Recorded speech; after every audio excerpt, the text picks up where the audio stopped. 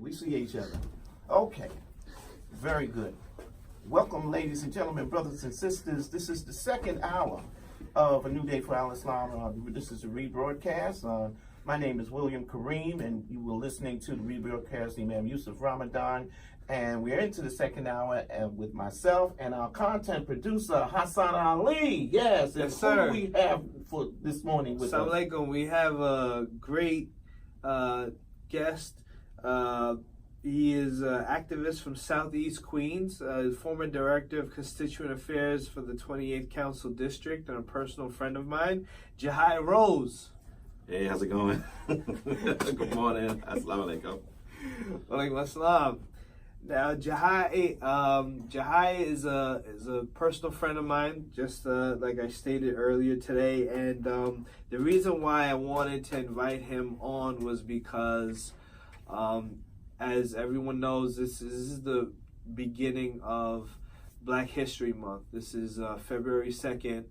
And I was speaking with, actually, Brother Kareem, you and I were having a conversation last night, and I was speaking to JAHI this morning actually about it. And we were talking about, how, we're an Islamic radio program, and how, Ramadan is such an important facet of our lives, and how we use Ramadan as a way to spiritually connect back to our essence as human beings. And I always try to, and there's like a lot of contention and like people always try to say there's like some sort of political correctness that we should use with regards to Black History Month, and I think that at least we have a starting point, right? That Black History Month is something that exists right now, and it's something that we need to build upon, and it's something that we should use as a framework, as a way to refresh ourselves on a lot of the issues that so that we don't forget. So we don't forget. Right. Exactly. Right. So that That's we exactly don't forget that, all that has happened and all that is happening. And so that we have an opportunity to bring that much more conscious. And I think that because it is Black History Month, I think that, people pay a little more attention. They give a little more attention. Right. And so, yeah. It's interesting that all the Black candidates, Kamala Harris and Cory Booker, really were issuing statements around this time. Well, well, JAHI has some political affiliation or experience as far as that. Political expertise, really. That's really why I wanted to get him on the program. Right. So this idea, I think that one of the things that I think that we're dealing with, especially talking about Cory Booker being an African American, Kamala Harris being an African American. The idea of politics, what does it mean? I really think that a lot of times the black vote is taken for granted, and not only is the black vote taken for granted, but a lot of times we don't get what we need out of it. But I don't think, and I think that it's because we don't understand what politics is and how it actually operates. Could you, do you have an understanding of that, and can you tell us something about it? Yeah, unfortunately I do, and I say unfortunately because it's like anything. Like anything, there are layers to everything, right? So when it comes to politics is this process of navigating things, right? So if you have, let's say, an elected official, and I typically make a very specific distinction between, elected office and political persona. So that political persona is what I need to do to get to the elected office, or whatever the end game is. The politics of it is, who I need to make friends with, people that I need to have conversation with in order for me to be able to get certain backing or support, people that I need to cozy up with or maybe even stay away from in order for me to be able to get the money needed for me to be able to generate a campaign. And understanding those levels, I would say the connection between that and the black vote is that a lot of times when people come around asking for the black vote, they're typically solely asking for the black vote, right? They're saying, put your trust in me, and for the thing that I believe you have the resource to, which is your vote, give it to me. A lot of times there's not necessarily a reason for you to have to comply with whatever you're promising when you ask for that black vote. So a lot of times that return on investment that people are looking for from that conversation that they had, from that ad that they took a look at, from that phone call that they may have received from their local union saying support this candidate, a lot of times that return on investment takes a while. So the average individual, so for the black vote, you don't have to respond as quickly as you would if I donated to your campaign. So let's say if I donate to your campaign, that return on investment better be quick. You know what I'm saying? If I got you 17 elected officials or an ad spot on a TV show, that return on investment better be quick. But for the vote, I could wait until you have to vote for me again in order for me to say, hey, guess what? This was at least, if not 100% of the return on investment, this was at least 15% or at least 20%. But what is the politician supposed to do? As far as, we elect people, and then there's always this, a lot of times there's this disappointment sometimes that we have. What is the politician supposed to do for our community? So I would say there's two facets of government, or three facets of government that you could vote for, right? You could vote for your local representative. That representative is typically a legislator. So they would either vote for legislation or laws that happen in your community. They would be involved in policy changes for city, state, or federal agencies. Or they would control money that comes into your community. Money that funds your schools, money that funds nonprofit organizations, money that's used for agencies to be able to maintain your community. As a part of that, and other services like, giving public assistance, et cetera, et cetera. So is it the city council members that's the first level of government? Yes. Because that's usually the first people that we see in our neighborhood. Right, that's mainly the day-to-day. So because the city council or the city services more affect you on a day-to-day, your garbage being picked up, your streets being paved, et cetera, et cetera. When it comes to things like that, you notice it out the gate. If you got an enormous pothole in front of your property, you'll know that your mind is like, where's my council member? And even your garbage doesn't get picked up for a week, you'll notice it. Whereas like with the federal government, unless you're on social services, unless you work for the military, you might not necessarily be affected by that very directly. Same thing with the state. With the state, like as you get higher into the levels of government, it gets further away most times from the average individual, right? From the average individual's day to day. But those individuals that work on a regular basis to maintain that day to day, they're normally so many of them sometimes that it's hard to pick one from the other. Whoever has the most camera time is normally the one you kind of hold accountable for who does or who doesn't do something in your neighborhood. What got you motivated to get into politics in the first place? So it was by accident.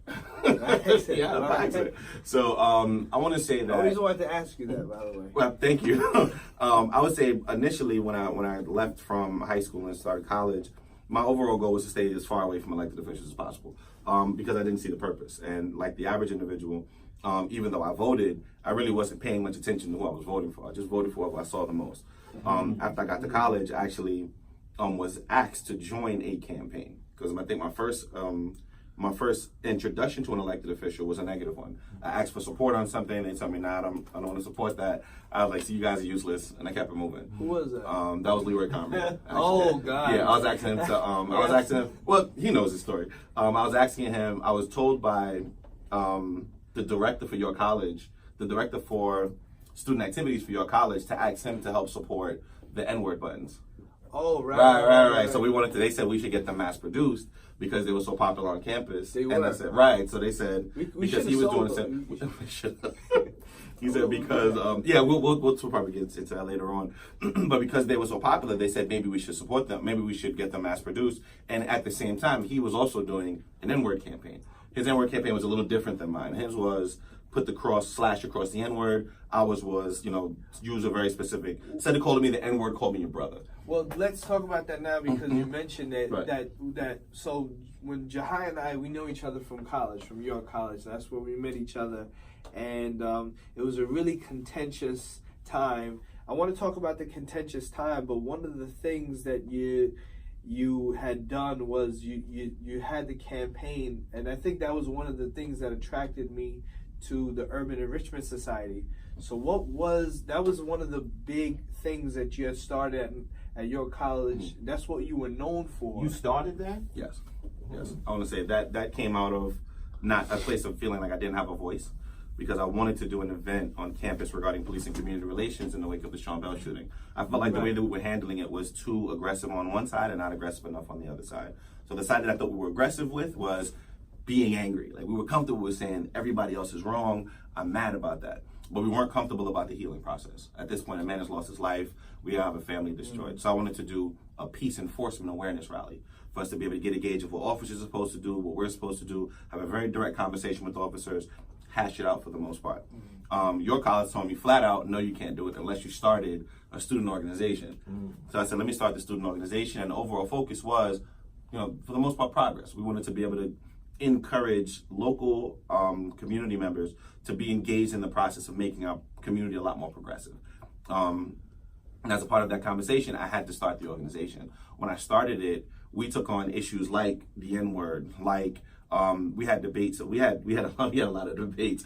But one of the debates were the N-word, and I believe that as a part of that conversation, I wanted to make sure that we were categorizing each other well. Like, I don't mind you saying the N-word, but don't give me the impression that you're saying the N-word to me because we're friends. If you're calling me the N-word, I'm going to take it the way anybody else calls me the N-word is. You're insulting me. It is what it is. I don't accept negative euphemisms from anyone. And if I call you the N-word, don't think I'm telling you you're my homie. It just is what it is. And there's some people that are like that. Right, exactly. That happened to me one time. I was on my job, and a dude came out and just said, I was like, yo, what? Right. I got totally was he white?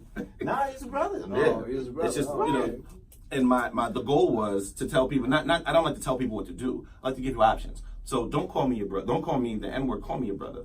I want us to treat each, and I wanted the consciousness for us to treat each other like that. And we did the same thing with the B word. At the end of the day, you had women calling each other the same thing. We said, don't call me that. Our sister said, don't call me that. Call me your sister. If you're going to say that the one means the other, then just skip past what it means and tell me what you want to say. If you want to call me your brother, then call me your brother. I'm your sister that you be. Right, exactly. Right. That was a good one, too. On the campus, we had people literally apologizing for calling each other that, wearing the buttons, and apologizing for calling each other this. That's beautiful. Because it's like, I don't even have to say it. It's right there. That's beautiful.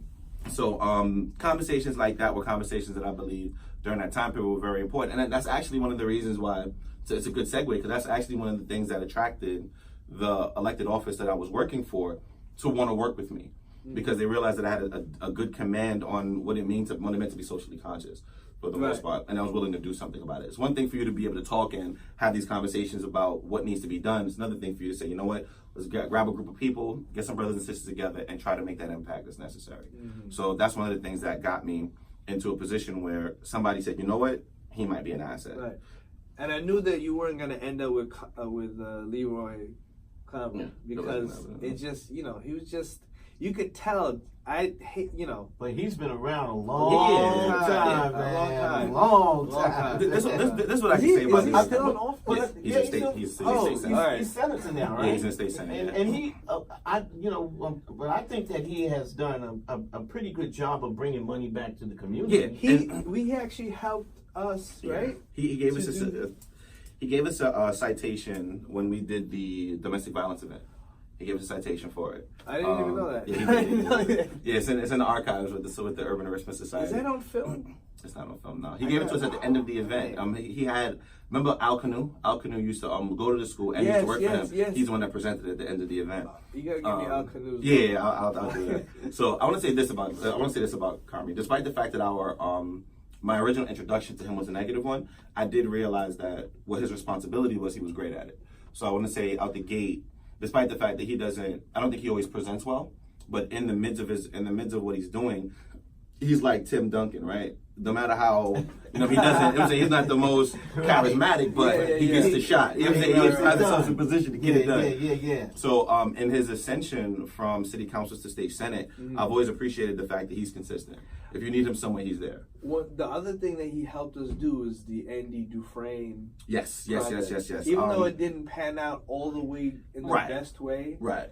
Some people didn't get paid. Right. I would say that was Millie Regis from his office and Miss Donna Glass that gave us that introduction, and we kind of ran with it. We should.